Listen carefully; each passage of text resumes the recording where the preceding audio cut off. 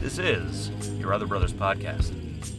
He said, I'd love to hear your thought process on why you chose celibacy in the first place. I know you can, that might be tough to tie together in 3 minutes, but she says in her book that celibacy needs to be received as a positive response to our faith as we walk in relationship with Jesus instead of a coercive requirement in order to be in a relationship with Jesus. She says a bit later that a path with such profound lifelong consequences needs to be experienced as a product of freedom and not of bondage.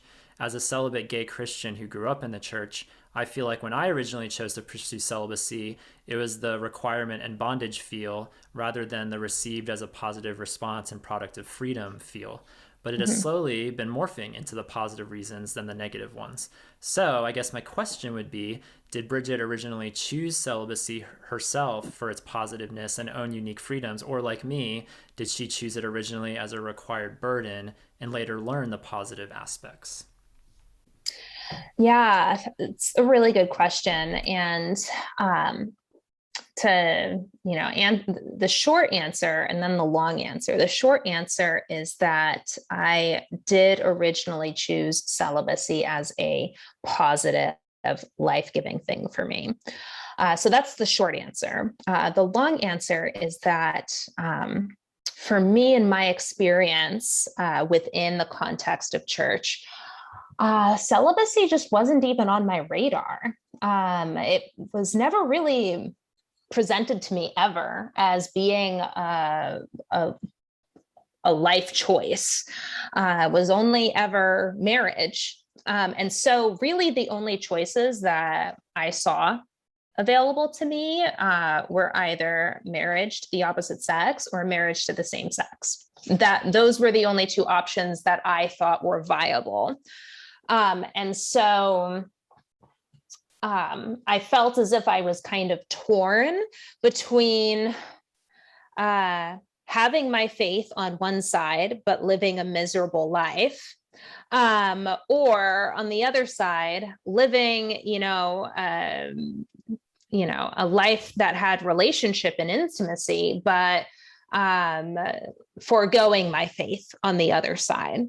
And I know that many LGBTQ Christians are faithful to Jesus and are married to the same sex. I don't believe that you can't be a Christian if you land on an affirming side on this theological question. But I know for me that the way I read scripture, the way I was convicted, I knew that wasn't an option to where I could embrace that and also be living at peace with my faith because of what I read and how I understood it. So I felt just like torn between two options that really left me, torn in two on both sides. So how does that all get to celibacy? I first was introduced to celibacy through the queer community, not through the church, not through Christians, but through the queer community. And that really made a difference. I really believe that if the church had introduced it to me, it would have been introduced to me as this really, really awful, burdensome thing. And I really don't know where I would be today. But celibacy was introduced to me as a queer life, as a inherently, I don't even know how to say this, as something that just was inherently queer and inherently beautiful and worthwhile. I met someone who was ace. And I had never met an ace person before, and we started getting to know each other and started to talk. And she started to talk about, what she wanted out of life. And she talked about how she didn't want to get married. she didn't want a sexual partner.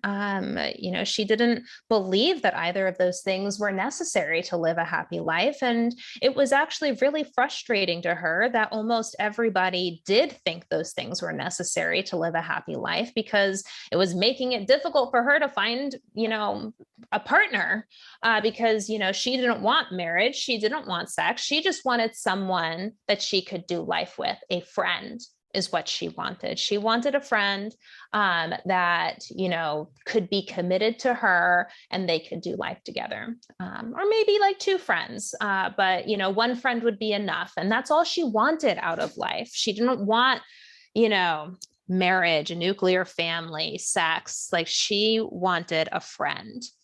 And that was like life-changing for me, to meet someone who wanted this. It was like so different and so wild. And not only is this what she wanted, she talked so, I guess, profoundly about the problems with a culture that was so sex obsessed and so marriage centric. And I had never considered those thoughts before, because again, I came from a church context that was very marriage and family centric. And, to hear her talking and like talking about the frustrations with that, and then talking about the kind of life she wanted, which was to, she didn't want sex. She didn't want marriage, like she didn't want to have anything to do with that kind of life. She wanted to have a friend and she wanted to do life with a friend. And I heard her talking and I was just kind of like, wow, that sounds actually amazing. I kind of want that. What an incredible life that is. How could I have that too? And so I, started thinking on it more and, seeing how, this kind of life that I could pursue actually aligned so much with my faith and what I read in scripture that was, about what is valuable in the Christian life, and, serving the Lord and, putting him first. And, I started to, see how this life that she had described to me was so compatible with, my desire to follow Jesus. And I was like, okay, that's it. This is what I'm doing with my life. This is an incredible, way to live. This is, what an incredible vision for just, being a human being in this world.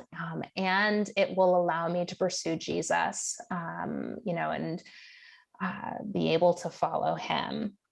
And so that's how I arrived at celibacy. That's how it captured my imagination. That's how I saw it as being a beautiful thing. And I really think it made all the difference that I encountered celibacy for the first time that way, instead of it being introduced to me through the context of a Christian community that only saw celibacy as this costly thing that, was defined by pain and suffering. And so I really think that if the church can maybe learn a little bit from queer people, from the ACE community, about like what makes celibacy worthwhile and valuable, and learn to talk about celibacy in a way that is life-giving, I really think it can make a huge difference in this conversation. Gosh, thank you for not stopping at the short answer. You could have just stopped there and said, that's it. But yeah, so much wisdom. And I feel so vindicated because one time I tweeted celibacy is queer and like people yelled at me, and that was like the only time I've ever had to mute somebody for like yelling at me. So if you say celibacy is queer, then yes, thank you. That's all. Celibacy is queer. It is so queer.